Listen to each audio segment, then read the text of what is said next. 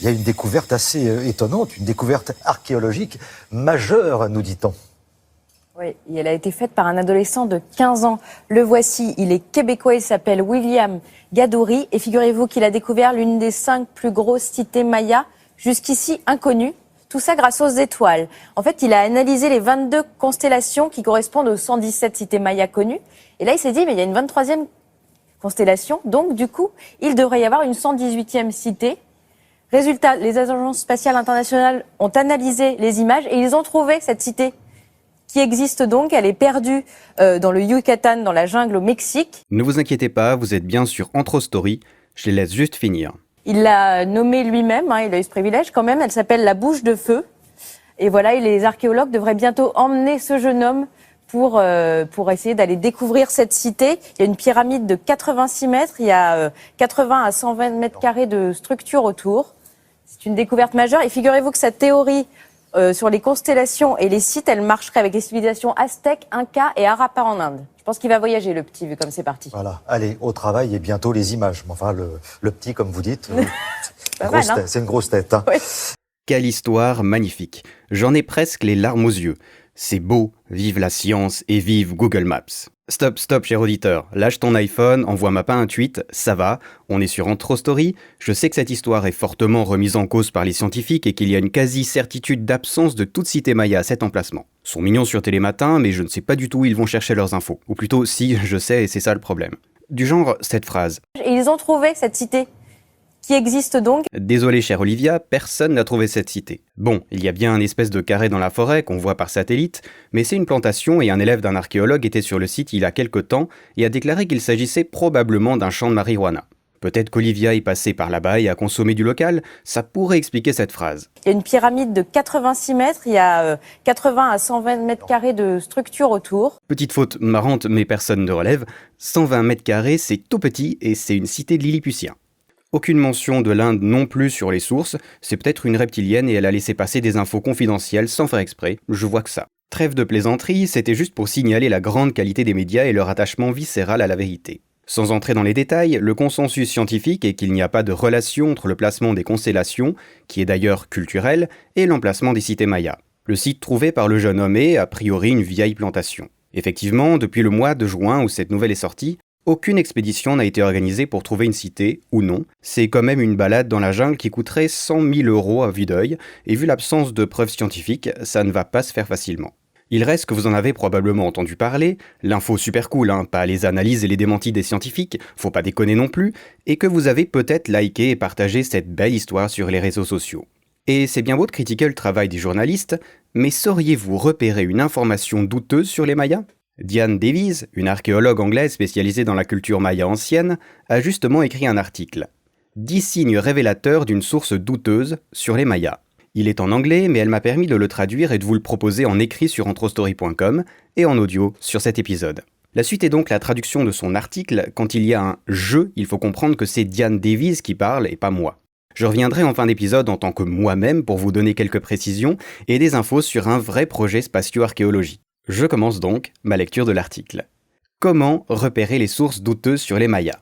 Depuis que l'histoire des Mayas a été ajoutée à l'étape 2 du programme national clé pour l'histoire, études non européennes au Royaume-Uni, il y a une prolifération de ressources sur le sujet sur le net.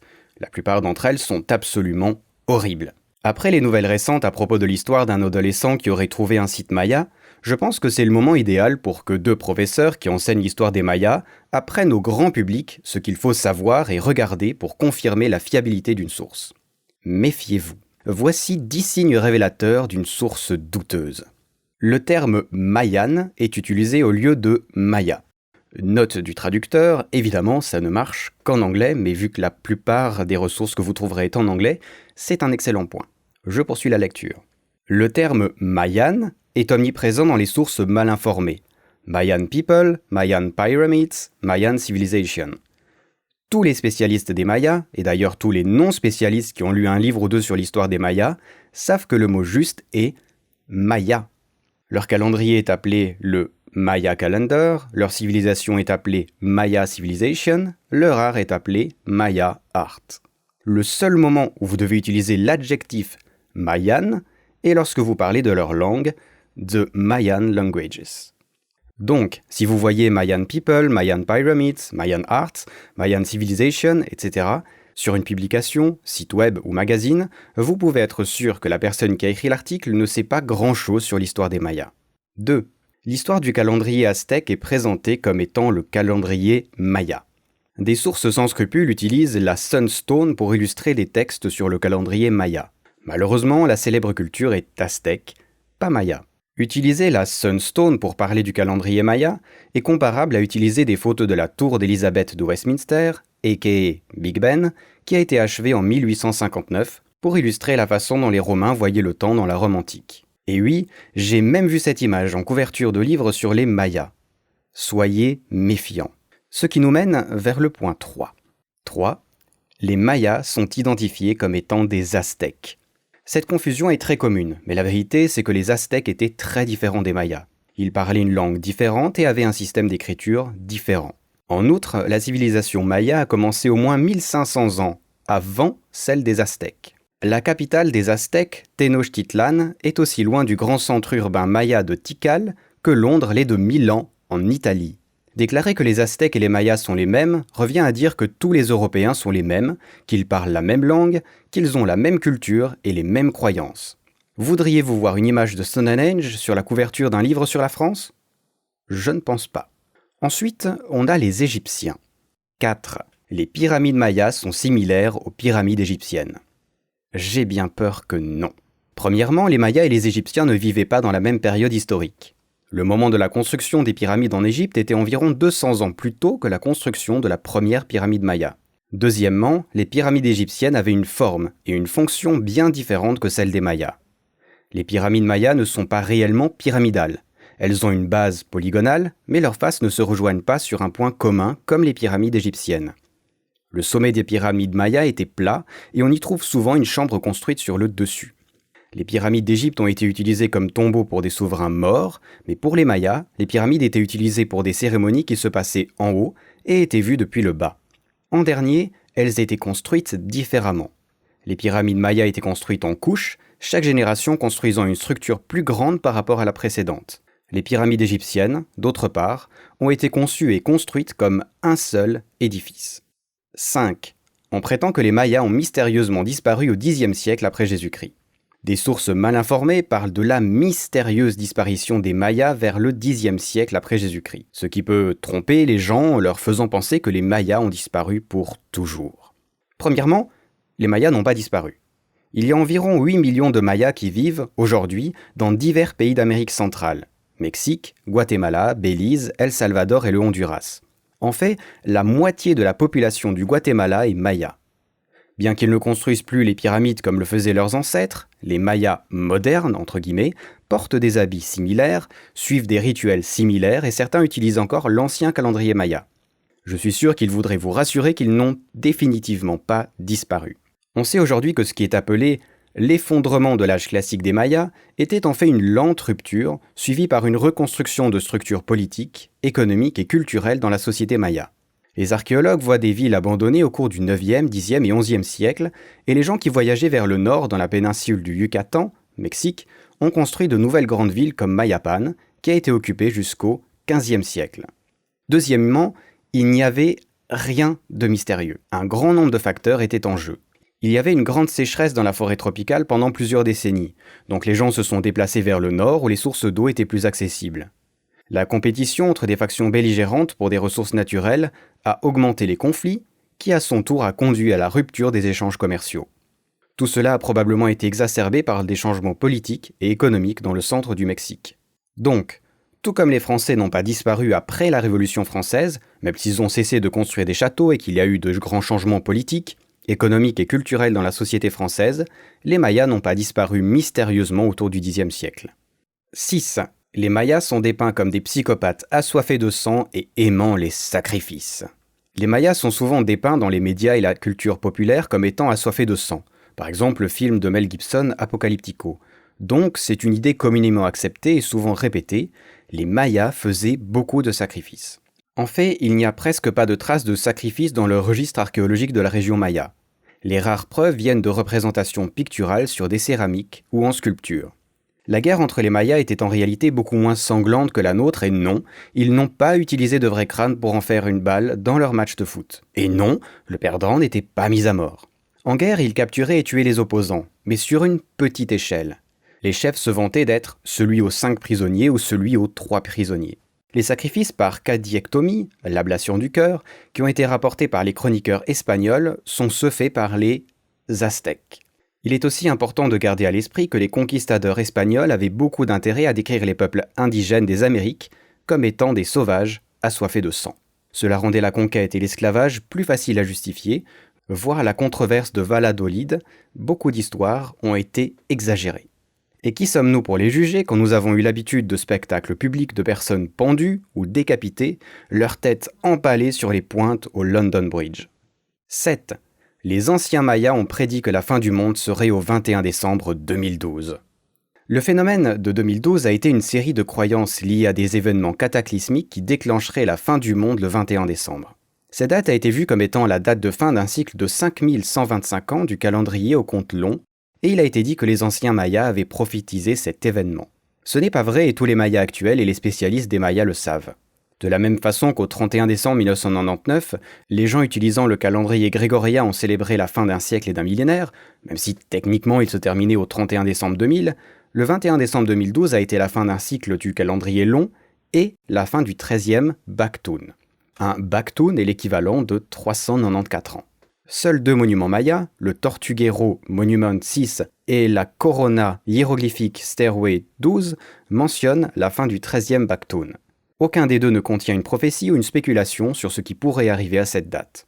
Alors que la fin de la 13e Bakhtun serait peut-être une cause de célébration, le lendemain, les Mayas croyaient qu'un nouveau cycle, le 14e Bakhtun, commencerait, un peu comme le premier jour de Nouvel An. En fait, dans le temple des inscriptions de Palenque, où on trouve la tombe du roi Pakal, il a été écrit qu'on célébrerait l'anniversaire du couronnement du nouveau roi Pakal en 4772. 8. Les Mayas sont décrits comme un peuple primitif. Les Mayas ont créé une civilisation incroyable dans une forêt tropicale extrêmement humide où on trouve beaucoup d'insectes et d'animaux dangereux et très peu d'eau. Ils ont construit des temples spectaculaires, des pyramides et des palais sans utiliser d'outils en métal, sans roues ni aide animale comme les ânes, les bœufs ou les éléphants.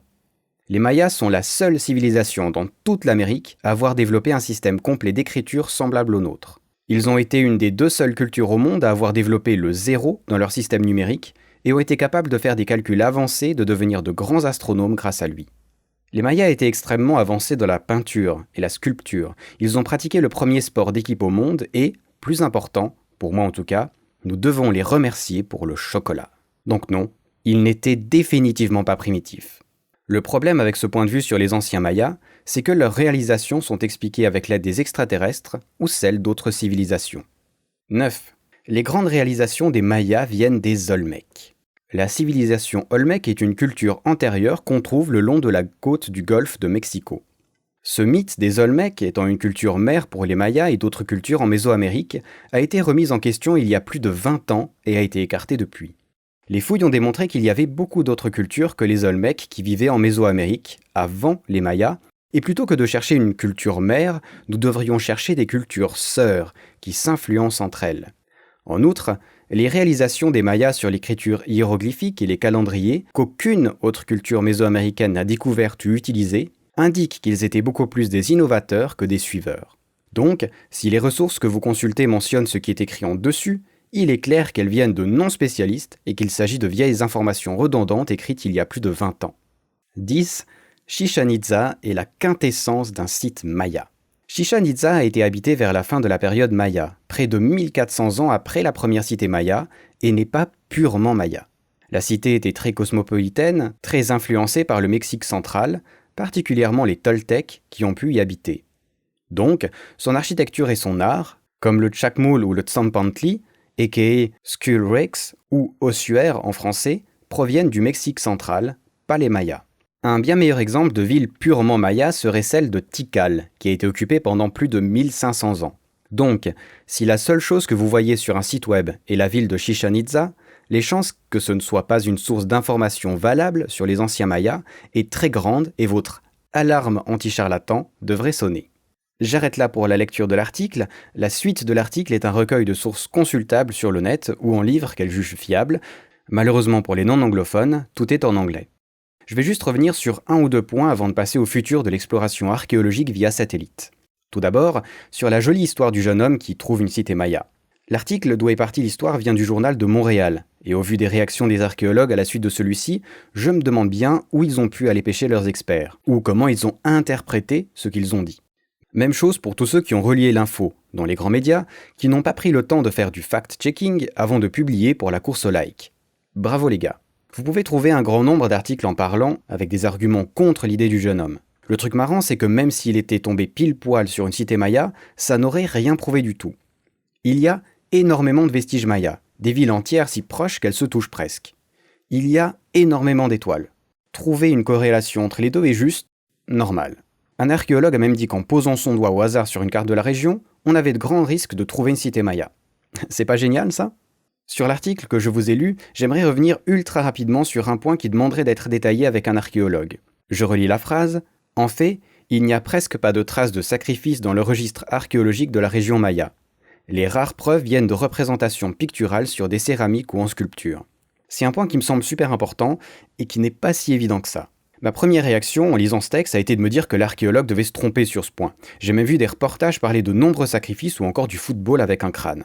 Le mot-clé, c'est en anglais « archaeological record » ou « registre archéologique » ou « patrimoine archéologique » en français.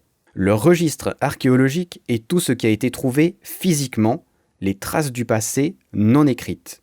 Autrement dit, il peut y avoir des écrits où de nombreux sacrifices sont décrits, il peut y avoir des représentations en bas-relief, mais ils ne comptent pas dans le registre archéologique. C'est d'ailleurs le cas par exemple avec le Popol Vuh, un texte mythologique écrit à l'époque coloniale qui mentionne les sacrifices lors des jeux de bal. Ce n'est pas pour autant une preuve de ceci. Si c'était le cas, alors j'imagine qu'on devrait aussi croire que les humains ont été créés à partir du maïs, ce qui donnerait un tout autre sens à l'expression « il est craquant lui », en parlant d'un homme attractif. Transporté à une époque future, on imagine mal un archéologue penser que les dinosaures existaient en 1995 en regardant Jurassic Park. Certes, il pourrait se mettre à rechercher des ossements de dinosaures, après tout pourquoi pas, mais tant qu'il n'en trouve pas qui datent de la même époque et en parfaite relation avec le registre archéologique, il ne pensera pas qu'on était entouré de dinosaures. Ou tout au moins, il n'en aura pas du tout la preuve. Je sais, ça vaudrait le coup de s'y attarder beaucoup plus longtemps et d'en apprendre plus, je mets ça sur la longue liste des sujets à traiter sur Anthrostory. Sentez-vous libre de m'en contacter si vous en savez plus et si vous désirez le partager avec nous. Autre point qui, lui aussi, mériterait qu'on s'y attarde, je cite la phrase « Le problème avec ce point de vue sur les anciens Mayas, c'est que leurs réalisations sont expliquées avec l'aide des extraterrestres ou celles d'autres civilisations. » On en a déjà parlé sur Anthrostory, notamment avec l'interview de l'anthropologue qui a travaillé sur le jeu Far Cry Primal, mais on a toujours tendance à penser que nos ancêtres étaient des sauvages complètement cons, incapables de quoi que ce soit. Ajoutez à ça un reste de racisme colonialiste, et vous obtenez un mélange au relent nauséabond. J'adore les grandes théories des aliens qui viennent construire les pyramides mayas, ça fait souvent de belles histoires. Mais derrière celle-ci, ce qui se cache est beaucoup moins fun. Chercher des explications extraterrestres plutôt qu'avouer que nos ancêtres étaient de bons bâtisseurs, quand on y réfléchit, c'est un peu horrible, non ? Alors que ces mêmes ancêtres ont survécu dans des endroits qui, aujourd'hui encore, malgré notre belle technologie, sont toujours des environnements difficiles ? Là aussi, ça demanderait un long débat presque philosophique, mais cette idée qui veut que nos ancêtres, et encore pire, les ancêtres des autres, étaient des incapables, et systématiquement, me dérange beaucoup. Mais vous le savez, j'aime les belles histoires. Et ça me chagrine un peu de vous en avoir cassé une et de vous laisser tout seul. Moi, j'ai envie d'entendre un truc comme ça aux infos. Il y a 7 jours, au-dessus de l'Antarctique, un de mes satellites a découvert une pyramide. C'est peut-être la première pyramide de l'humanité. À quel endroit de la banquise ? Elle n'est pas sur la banquise. Elle est à 700 mètres de profondeur. Ça contredit tout ce que l'histoire a pu écrire sur les pyramides. Réécrivons l'histoire. Oh mon Dieu. Ceux qui l'ont bâti faisaient des sacrifices rituels. Vous avez entendu ? Ouais, ok, pour vrai, c'est un peu différent et tant mieux, je suis pas certain qu'avoir une guerre entre des aliens et des prédateurs soit vraiment souhaitable ailleurs qu'au cinéma. Mais je vais vous laisser Sarah Parcak vous présenter ça. We will do nothing less than use state-of-the-art technology to map an entire country. This is a dream started by here in Bingham, but we are expanding it to the world, making archaeological exploration more open, inclusive, and at a scale simply not previously possible. This is why I am so excited to share with you all today that we will begin the 2016 TED Prize platform in Latin America, more specifically, Peru. Oui, bravo. Ça, c'est un projet génial, dont elle parlait en l'occurrence à une conférence TED. Pour faire court, elle dit que les archéologues ont exploré moins de 10% de la surface planétaire. Tout ce que nous savons sur les civilisations antérieures provient d'une surface collective équivalente à la superficie de l'Égypte. Cela nous a pris des centaines d'années pour l'explorer. Mais dans les 10 prochaines années, nous pouvons explorer les 90% restants. Avouez que ça a de la gueule comme speech. Moi, je veux être un citoyen spatio-archéologue, ça a l'air trop cool. En vrai, c'est un peu moins rigolo, mais c'est cool quand même. Pour trouver de nouveaux sites archéologiques, mais aussi pour observer et rapporter ceux qui sont pillés, il faut des images satellites et surtout des yeux entraînés pour les analyser. Global Explorer est un projet collaboratif où il sera expliqué comment rechercher ces sites sur les images satellites. Le programme n'est pas encore online, mais vous pouvez déjà vous inscrire. Ensuite, nous devrions recevoir des informations sur comment analyser les images et comment reporter des éléments ou des anomalies. Nous devrions recevoir des images satellites, sans données GPS pour éviter les fraudes évidemment, et les observer, puis renvoyer les résultats. Le système, en mode fermé avec son équipe, a déjà permis de trouver des villes entières, et pour vrai, grâce à l'excellente qualité des clichés satellites. Le premier projet sera focalisé sur le Pérou, qui sera entièrement photographié à haute résolution par satellite, puis les spatio-archéologues se mettront au travail. On peut s'attendre à de belles découvertes, de quoi remplir la to-do list de milliers d'archéologues. Allez sur globalexplorer.org pour en savoir plus et vous inscrire. Qui sera le premier auditeur d'Entrostory à trouver une cité perdue ? En tout cas, moi je vais essayer. En attendant de mettre votre chapeau d'Indiana Jones, continuez à lire des bouquins et arrêtez de regarder la télé, c'est presque que de la merde, et surtout, écoutez des podcasts. À dans 2 semaines, ciao, bonsoir. Entrostory.